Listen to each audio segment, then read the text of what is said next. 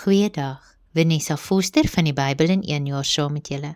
Vandag lees ons saam uit Numeri hoofstuk 27. Hierdie hoofstuk bestaan uit 2 belangrike gedeeltes. Die eerste handel oor die dogters van Selofat en die tweede oor Moses wat die leierskap aan Joshua oordra. Albei wys vir ons hoe God regverdig is en hoe hy altyd vir sy volk voorsien.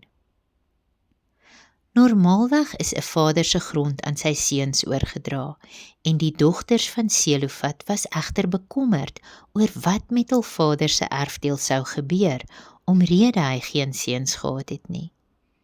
Nou hierdie gedeelte brei die wette van Numeri 26 uit en wys hoe God selfs in moeilike omstandighede reg en geregtigheid laat geskied.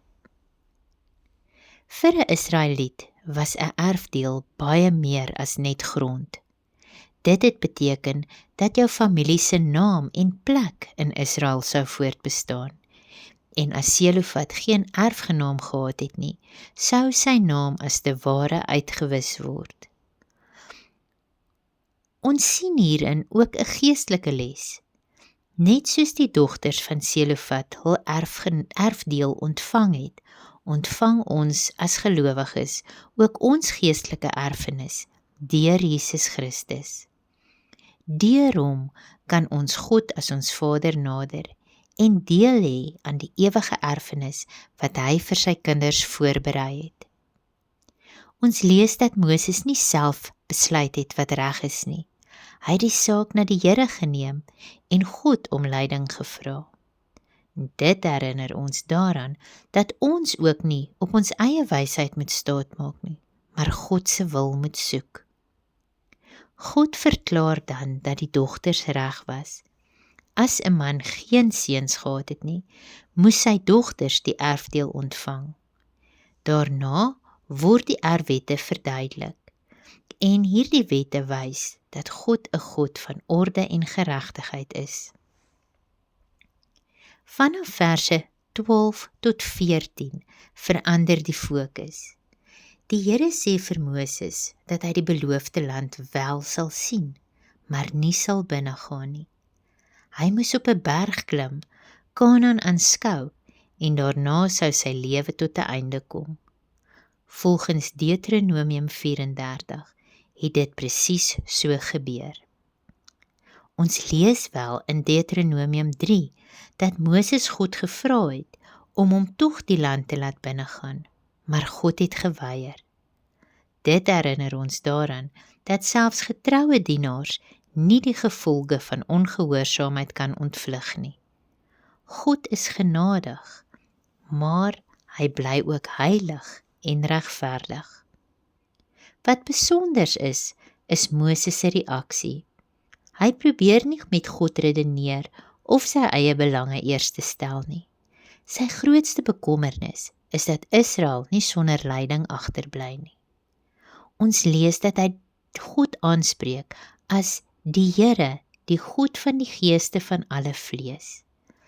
Daarmee erken Moses dat God oor alle mense en alle nasies regeer en dat hy alleen die regte leier sal aanwys. Ons lees dat Moses dan die beeld van skape sonder 'n herder gebruik. Nou skape sonder leiding raak maklik verdwaald, vind nie kos en water nie en is weerloos teen gevaar. So wou Moses nie hê dat God se volk sonder 'n leier moes wees nie. Nou hierdie beeld word later volkome vervul in Jesus Christus. Micha 5 verse 2 tot 4 profeteer van Christus en in Johannes 10 vers 11 sê Jesus, ek is die goeie herder. Die goeie herder lê sy lewe af vir die skape. Sien waar aardse leiers tekortskiet, is Christus die volmaakte herder wat sy volk veilig lei. In verse 18 tot 23 wys God vir Joshua as Moses se opvolger aan. Joshua was nie Moses se seun of 'n besonderse familielid nie.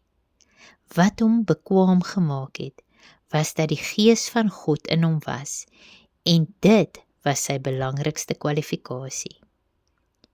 Moses lê sy hande op Joshua, en die priester Eliezer bevestig sy aanstelling voor die hele volk.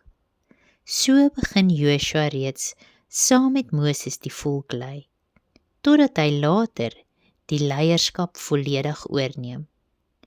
Nou hierdie hoofstuk leer ons 3 belangrike lesse. God is altyd regverdig. Hy wil hê ons moet hom vir leiding vertrou, en hy sorg altyd vir sy werk, dat sy werk sal voortgaan deur die mense wat hy self aanstel. Mag jy 'n geseënde dag verder hê. Tot volgende keer. Totsiens.